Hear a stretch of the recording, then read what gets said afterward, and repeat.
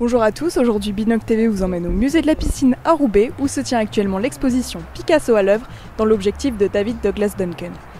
Allons voir ça de plus près.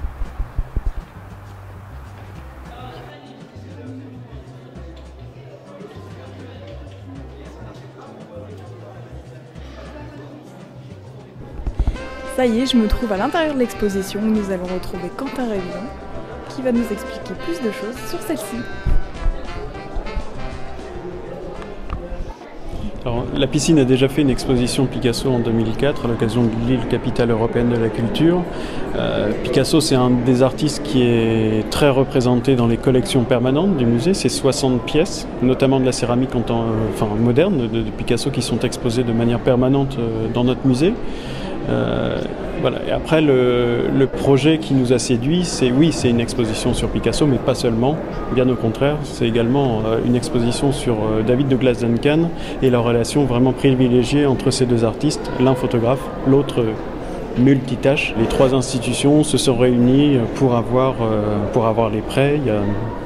Il y a le musée de Münster qui a prêté certaines œuvres, Malaga également, le musée d'art et d'histoire de Genève, dont on a justement le fabuleux tableau Les baigneurs à la groupe derrière nous. Et la piscine également, et après beaucoup de collectionneurs privés ont participé à cette exposition. L'exposition donc, a été inaugurée le 17 février dernier, donc ça fait un peu plus d'un mois et demi maintenant. On a dépassé les 40 000, on devrait être autour de 45 000 visiteurs. Donc oui, là le succès est au rendez-vous. En parlant de visiteurs, allons voir ce qu'ils en ont pensé. J'ai trouvé l'exposition Picasso intéressante car elle montre à la fois des photos de Picasso et de ses œuvres d'art. Les photos nous montrent comment il fait les œuvres qui elles-mêmes se trouvent à l'intérieur de l'exposition.